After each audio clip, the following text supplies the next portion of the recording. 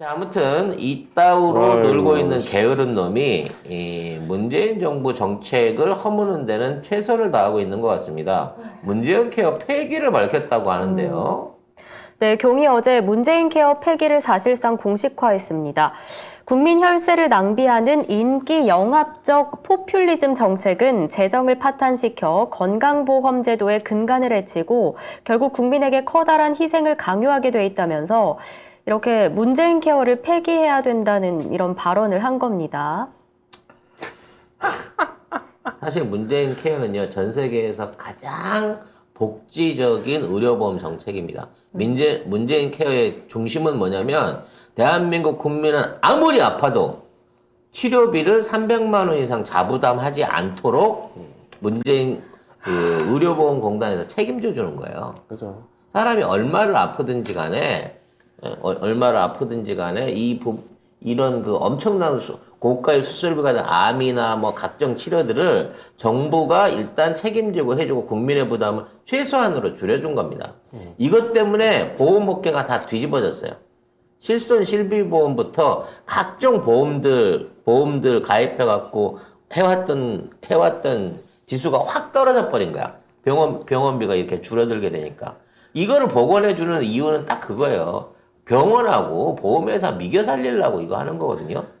국민들 털어가지고 또 그렇죠. 국민들을 터는 거죠.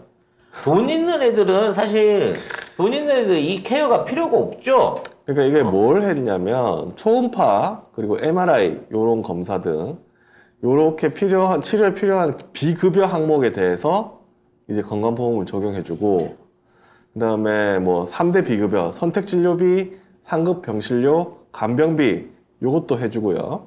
그다음에 난임시술, 그다음에 아동 충치치료, 그다음에 중증 치매 뭐 요런 거에서 의료비 지원을 해줍니다. 문재인 케어로 해가지고.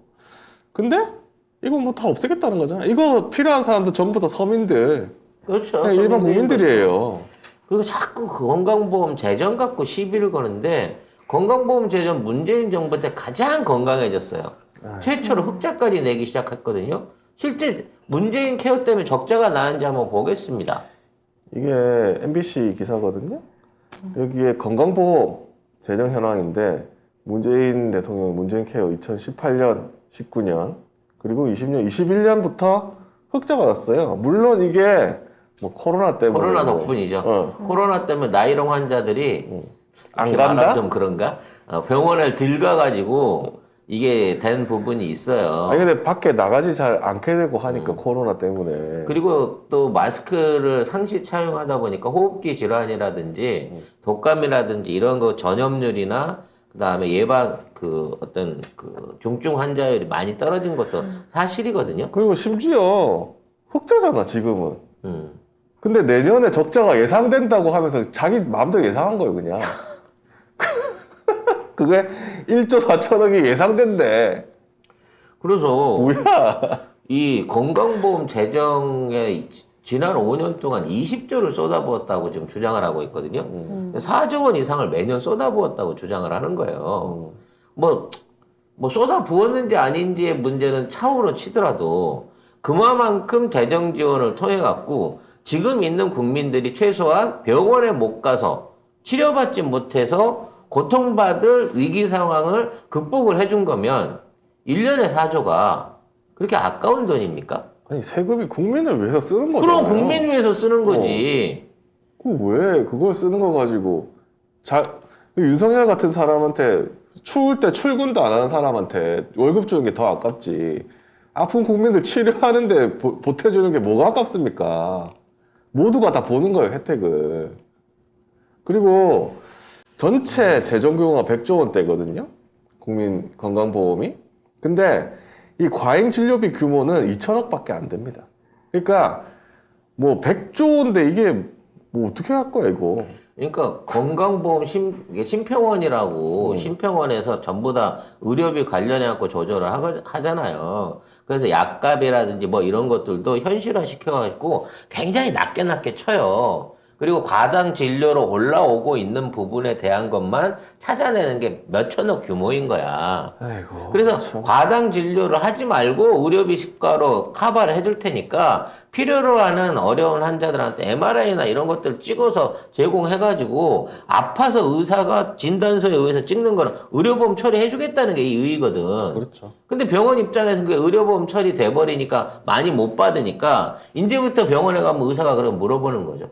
아, 좀 시사 조금 걱정되긴 하는데 MRI 한번 찍어보시죠. 60만 원. 이렇게 되는 거야 그냥 앞으로는. 이제는 못 하겠죠. 현금. 그것도 현금으로 현금. 내야지 뭐. 이제 돈 없는 사람들은 못 해요. 아프면 그냥 죽는 거야 그냥. 진짜. 참거나. 참다가 죽는 거예요. 그렇게 하라고. 아니면 돈 좀 있으면 보험, 사보험 같은 거 들어가지고 거기서 보장되는 거 찾아가지고 막 이렇게 해야 되는 거예요 결국에.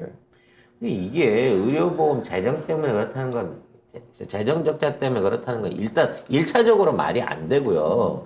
100조 원이 넘는 저 의료보험 재정을 갖다가 그냥 이렇게 적금으로 넣어놓고 있는 게 아니라 이것도 연기금이기 때문에 돌린단 말입니다. 굴려요. 평상적으로 7% 정도의 수익률만 갖고 굴려도 7조 원 이상이 적자를 보존하고 남을 정도의 수익으로 돌아올 수 있어요.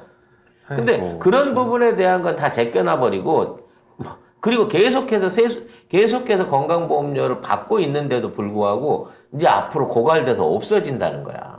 그러니까 올해까지 흑자인데 기사들이 이렇게 돼. 내년부터 적자고 6년 뒤에 바닥이다. 야이씨. 내년부터 적자 내갖고 12조씩 13조씩 써서 없애버린다는 거야 얘네들이. 올해까지는 흑자인데 어떻게 내년부터 갑자기 적자예요? 못한 일이 어떻게 일어날 줄 알고? 아니 너는- 이거는 아니 아니죠. 전 국민이 갑자기 아파갖고 재정 다 아파 죽어? 선전포고를 한 거죠. 내년부터 우리가 적자 만들 거예요. 우린 얘기했다. 적자 만든다고. 진짜 씨. 그 적자를 어떻게 만들 건데? 난 나는 만든다는 방법도 나는 진짜로 방법이 웃겨. 있겠죠. 뭐 예를 들면 보험사에 뭐 잔뜩 퍼준다거나. 그렇지. 병원에 있는 수가를 정상화한다는 의미로 확 올려줘 버리는 거야. 약값. 그러니까 제약회사 약값, 병원의 의료비, 진료비, 입원비 이런 것들을 확 올려가지고 재정 부담률을 높이는 거예요.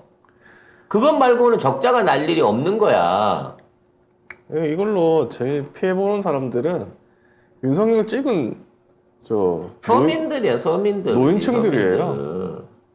아니 MRI 찍고 이런 거 하려면은 사실은 아픈 사람 자주 아픈 사람들이 더 많이 혜택을 보는 거잖아요. 그러면 노인층들이 더 건강이 안 좋으니까 상대적으로 이게 직격탄이에요. 이런 사람들. 그럼 나이랑 환자를 제껴버려.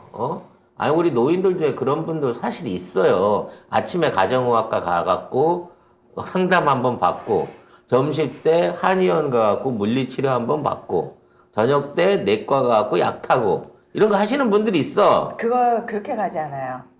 자, 정형외과나 한의원들 문 여는 시간들 다 입수를 하십니다. 그래가지고 7시부터 줄을 쫙 서 계세요.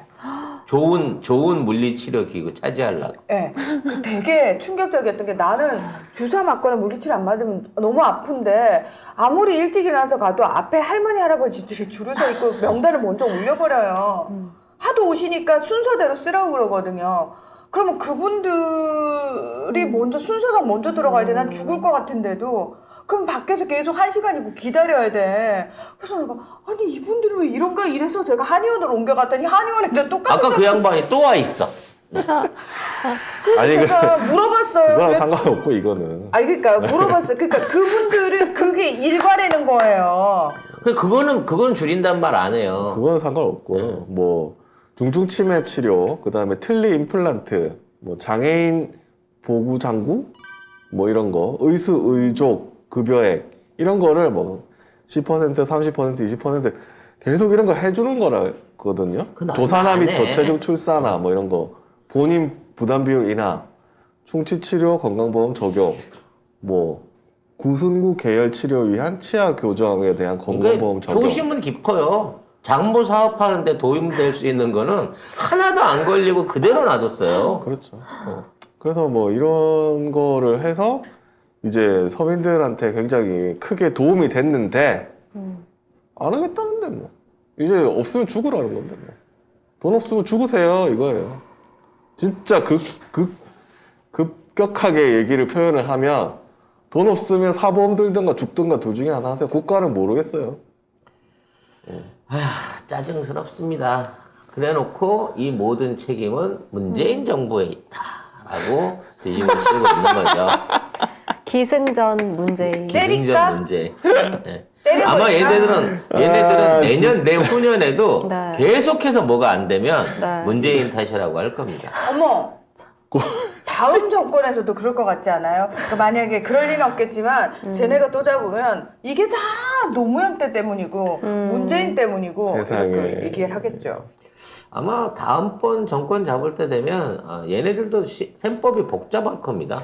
지금 친윤파, 친이파, 친박파가 지금 그렇지 않아도 지금부터 벌써 패권 경쟁을 하고 있는데 나 살아생전에 네, 이것들이 또 정권 잡는 꼴은 안 보고 싶어요. 네, 제발요. 거기에 신천지파하고 검사파까지 지금 끼어 있어가지고 이거 지금 국짐은 사실상 5대 세력들의 각축장으로 총선 각축장으로 몰려가고 있는 뭐 그런 느낌이 있습니다.